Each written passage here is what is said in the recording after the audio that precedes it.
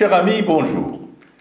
Le 31 juillet dernier, l'église Saint-Corneille et Saint-Cyprien de la Baconnière, un petit village de Mayenne, a été rasée sous le regard stupéfait des badauds.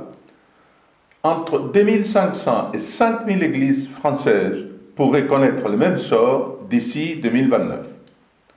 Mon nom est José Antonio Ureta et j'ai le plaisir de vous présenter cette nouvelle vidéo de la chaîne YouTube d'Avenir de la Culture. Les cloches de l'église Saint-Corneille et Saint-Cyprien ont sonné à midi, une dernière fois, le dernier jour de juillet. Puis, l'immense grue jaune a commencé à dépecer les clochers de la petite église néo-romane. La démolition s'est achevée mi-août. De l'église communale, il ne reste dorénavant plus rien.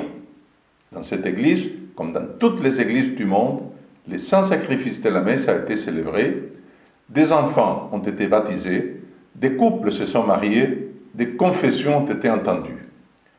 Sous ce voûte sacré, Dieu s'est donné sous les apparences du pain et du vin. Voilà maintenant que cet écran a été réduit en poussière pour toujours. Des milliers d'églises pourraient connaître le même sort dans les 6 prochaines années, d'après un rapport sénatorial de juin 2023. Comment ne pas voir dans cette vague de destruction un symbole terrible de l'anéantissement méthodique de notre héritage chrétien? Jamais l'on n'a assisté à une telle vague de destruction d'églises en France. Ni durant la fureur iconoclaste de la Réforme, ni durant la Révolution, ni durant les 2 guerres mondiales, l'on a vu une telle chose. Pour comprendre l'apostasie de notre civilisation, je vous invite à commander gratuitement le livre « Révolution et contre-révolution ». Écrit par l'intellectuel et militant catholique Plinio Correa de Oliveira, cet ouvrage relate les causes du déclin de la chrétienté.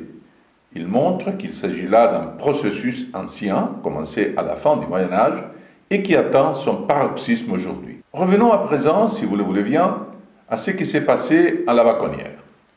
Depuis 2014, son accès est interdit au public pour des raisons de sécurité. En 2019, une violente tempête a aggravé l'état de l'édifice. D'après le procès-verbal de la mairie, environ 160 mètres carrés de charpente et d'ardoise sont tombés dans le chœur.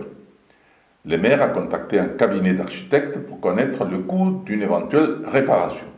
Verdict, 5,8 millions d'euros, dont 1,4 million pour le seul clocher. Une somme impayable, vous l'imaginez bien, pour une petite commune de 2000 habitants. Le maire a annoncé la démolition de l'édifice le 30 janvier dernier. La décision a provoqué l'amertume et colère auprès des biens des habitants. Une pétition pour sauver l'église a recueilli 24 300 signatures. Nous devons sauvegarder au mieux les réalisations majestueuses faites par nos ancêtres.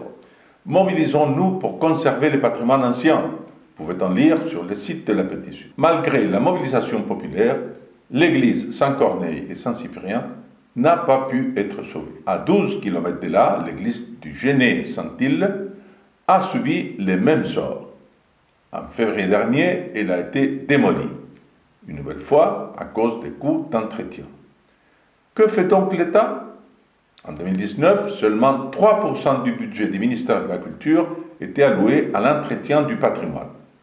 Pendant ces temps, des sommes folles sont allouées à des manifestations artistiques éphémères, laides et quelquefois obscènes.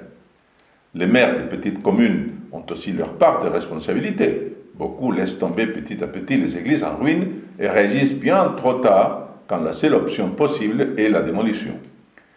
L'essayiste Marc Queneau voit dans ces drames, je cite, les symboles d'une époque dévorée d'orgueil qui préfère créer de l'éphémère pour quelques poignées d'amnésiques plutôt que d'avoir l'humilité d'entretenir ce qui les précédait et qui ne pourront jamais égaler. Pour comprendre les raisons de cette décadence et aussi pour savoir comment lui répondre, n'attendez plus.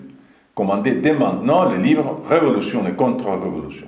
C'est entièrement gratuit. Il vous suffit de cliquer sur le lien qui se trouve dans la description de cette vidéo et de remplir le formulaire de commande.